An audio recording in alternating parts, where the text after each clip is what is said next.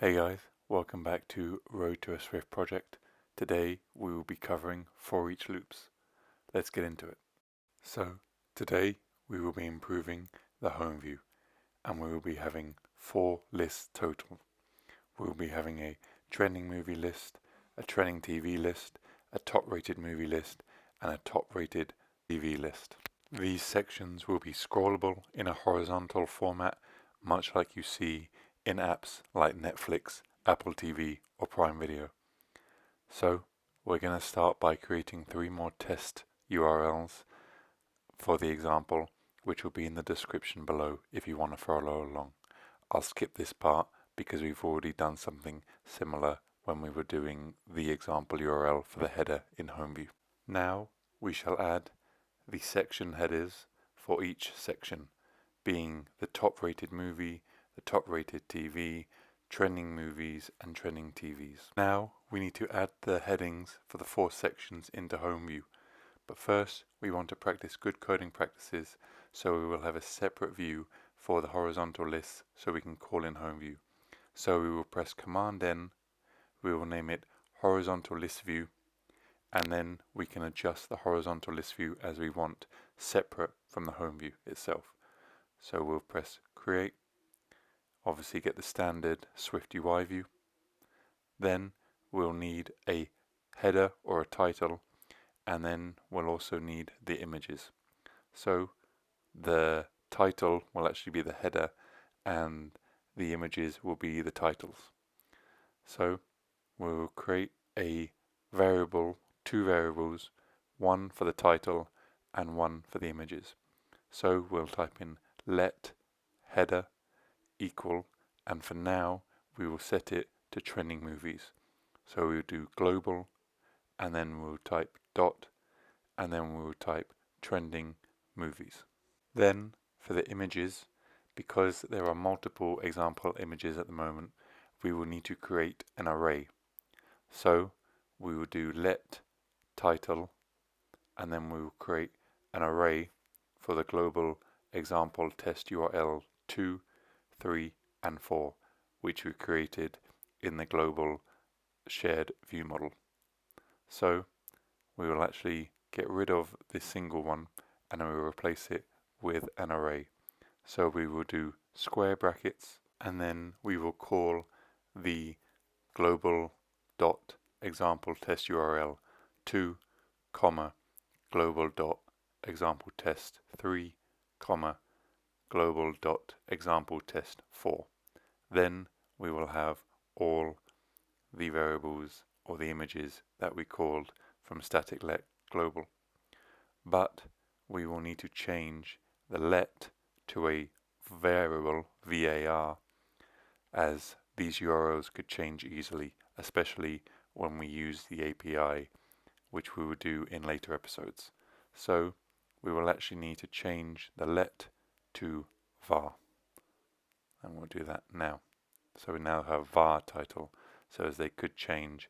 I'm just making a note to myself that they could change and they shouldn't be constant, which is what let is, whereas the variable var is more susceptible to change and you can actually change them, whereas with a let constant you cannot. And with that we can now move on to the body and making the UI look good. So we can create a VStack with the alignment of leading, which pushes it to the left, and we can then call the header variable that we created from the global constant with the text object and provide an object modifier of font title. This will make the text appear large. So we'll simply type text, then call the header, then the modifier of font title. Now we can move on to the images titles. Now because we have an array of images, there are all possible ways that we can deal with it, such as lists or ForEach, but we're going to use a ForEach. But before that we're going to need a scroll view which should allow the user to scroll horizontally.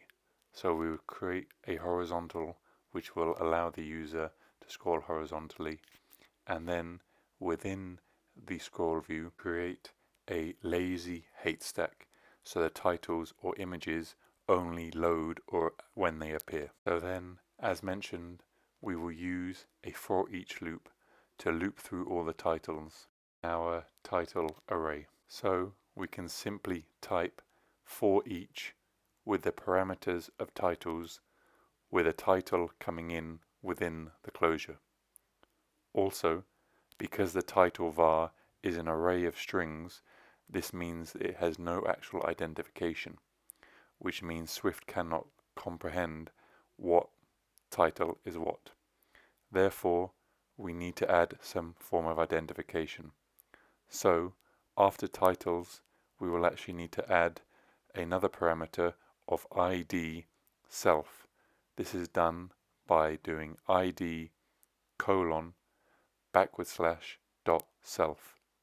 This way, Swift knows that each item in the array is separate and should be treated separately, as you can see by the error message that we receive from Swift or Xcode.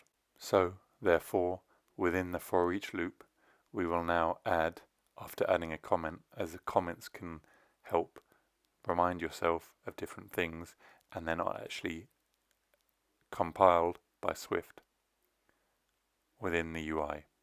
So after typing in the comment to remind ourselves when we come to it later, we will now add the code. So if we go to our ForEach loop, we type comma, ID, : self. You could see there that Swift was providing autocomplete as it knew what we were doing. This allows for identification of the title and the title in. So now we can add the async image like we did with the home view, and again we are using async image because the URL may not actually be there. And as we saw last time, we just do async, open bracket, capital URL, open bracket again for the capital URL, string, and then we call title array. This time we will have an image coming in, and as last time, as we did in the home view, we will have a placeholder with a progress view to show the user that the image is loading. Then we will add resizable and scaled to fit, which is standard for images. However, we will see now that there is something wrong with the URL. I initially thought that this was because I had not called titles, but it was actually that my URL string did not have a colon. So we will add a colon to the string now. And so with the colon added, we just wait for the canvas to load, and there we can see our titles, our example images have loaded, and they are scrollable. However, they are rather large on the screen, so we need to fix something with that. So to fix it, we will add a frame modifier to the image itself. So not actually within the async image because we have a placeholder, but just below the placeholder we will add a frame modifier with the width of 120 and a height of 100, giving a nice, better view for this, and nice scrollable still. However, we will see that the trending movies is still highly elevated, so within the VStack we need to add another frame modifier to compile or compress the VStack, and this time we will only be focusing about height. So we will do a frame modifier with a height of 250, and there you can see the frame modifier works and allows trending movies to be closer to the title. However, we are a little bit too close to the edge of the screen, so we will add a padding modifier with 10 and wait for the canvas to load. And as you can see there, the One Flew Over the Cuckoo's Nest is just slightly more to the right now. And we have a nice start to our horizontal trending movie list. However, one slight improvement I would like to make is, as you can see, the images are basically at a 90-degree edge. So I want to use a corner radius with a rounded rectangle just to improve that ever so slightly. So what we'll do, underneath scale to fit within the image, we will add a clip shape, and like we did last time, we will use a rounded rectangle but this time instead of corner radius and style, we will use corner radius and set that to something like 15. And we will wait for the canvas to load, and then that gives us a nice corner radius and a nice visual appealing look to the app as a whole when the user is scrolling these trending movies. Scrolled out a bit too much there, and as you can see, it gives us a nice view. And trending movies, due to the frame view modifier that we put in, also looks nice. And also, because of the previous work we've done, the trending movies still has the text modifier that we did in global, and as you can see, it changes whether in light or dark. And with that, I think this is a good place to stop. If you followed along, good job, the app is really coming together. See you in the next episode where we'll be improving the home view. Please like, subscribe, and goodbye. See you in the next one.